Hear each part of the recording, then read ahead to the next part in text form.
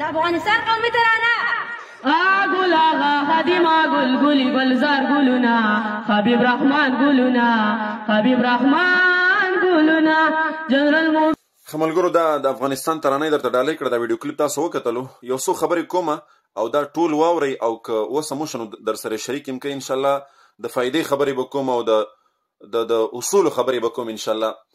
د ټولو نه مخکې که تاسو زما ټول ریکارډ وګورئ او زما هر یو د سوشل میډیا پلیټ فارم وګورئ، نو په هغې کې به یو ویډیو خو زما یو خبره به تاسو داسې ثابت او را پیدا نه کوي چې په هغې کې ما د قوم پرستۍ خبرې کړي او د عصبیت او د نفرت خبرې ما پکې کړي وي. خو دا نن چې کومې خبرې کومه دا هم زه د یو ځایوالي او د مینې محبت خبرې کومه. ګورئ، د قوم پرستي، د عصبیت، افغانۍ، پاکستاني او پنجابي دا په هغه ځای کې ختم شو کله چې الله جل شانه په قرآن کې موږ تاسو دا ویلي چې انما المؤمنون اخوه، ټول مؤمنان دا په خپلو کې ورونه دي. ان اکرمکم عند الله اتقاکم، د الله په نسبت باندې بهترین او لوی او عظیم خلک هغه دي چې هغه زیات تقوادار دي. هغه که بیا افغانۍ دی او که پاکستاني دی او که عربي دی او که هر څه دی. رسول الله صلی الله علیه وسلم وایي چې عربي ته دا په عجمي باندې فوقیت نه دی حاصل، تور ته په سپین باندې فوقیت نه دی حاصل، افغاني ته په پاکستاني باندې فوقیت نه دی حاصل. لہذا دا خبر یو طرف ته. اوس که تاسو دغه ویډیو کلیپ کتلی وي که نو دا یو سکول دی، یوه اداره ده او داسې یو اداره ده چې د هغې نه زما ستاسو د ټول قوم دا امید وي چې د دې نه به داسې خلک راوځي او دغه اداره، دغه سکول، دغه مکتب به موږ ته داسې خلک راکوي چې هغه به په معاشره کې امن خوري، هغه به د ورورولۍ خبره کوي، هغه به د انسانیت او د مسلمانۍ خبره کوي او هغه به د ټولې معاشرې دپاره د امن او د ورورولۍ او د انسانیت یو عظیمه نمونه وي. نو شرم پکار دی دغسې ادارې ته، دغسې استادانو ته چې هغه دغسې د دې نوي کول د دې سټوډنټس د دغې طلباو داسې تیاری کوي چې اوس نه د هغې په ذهن کې دا عصبیت، دا قوم پرستي او دا لر او بر او دا پاکستاني او دا ماجر دا پکې ورچوي. ګوره، زه په دې کې د افغانستان او د پاکستان یا د پښتنو د دې طرفونه نه کومه.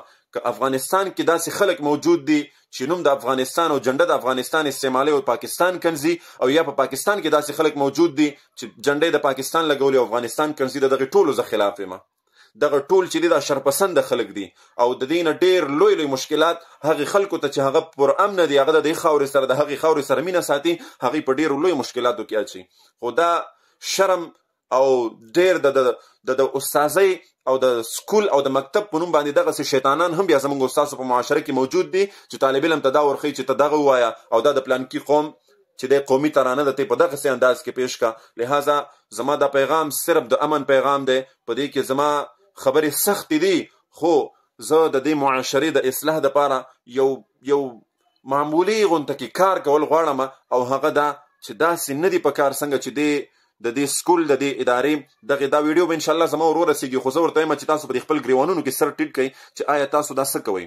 تاسو سره خو نوم د استاذۍ تړلی دی او د استاذۍ دا پیشه دا خو چې زی اخري سټاپ د دې په رسول الله صلی الله علیه وسلم باندې ودرېږي چې وایي انما بعثت معلما. د الله رسول فرمایي چې زه یو معلم، یو استاذ رالیږلی شوی یم. نو دا ستاسو پیشه خو ډېره عظیمه پیشه ده. تاسو خو به دې معاشرې ته داسې خلک ورکوئ چې هغه به سبا په دې معاشره کې امن راولي، خوشحالي به راولي، او چې ته اوس نه هغه ته دا عصبیت او دا ګند هغه په دې دماغو کې ورواچې چې افغانستان دا ترانه او دا افغانستان داسې او داسې یو قسم ته. ګوره، نن تا دا ویډیو وکړ، تا دا تیار کړه، سبا به د هغې طرف نه در باندې راشي. نو دا اور ولګېدو، دا اور د چا د وجې نه ولګېدو، د کم طرف نه ولګېدو، نو هغه بیا تاسو خپله انصاف وکړئ. لہذا دغسې نه دي په کار. مونږ تاسو ته په کار دی چې بل سړی غلطي کوي مونږ ورته وایو چې وروره دا کار دی غلط دی، داسې مه کوه. د دې نه نور خلک په پریشانۍ کې مبتلا کېږي، د دې نه نورو خلکو ته چې دی نقصان رسېږي. دوه قومونه او دوه ملکونه سره په یو بل کې د نفرت طرف ته ځي. زموږ استاسو دغه وړې غلطیانې دا د ټولې معاشرې دپاره څومره زهر قاتل ګرځېږي.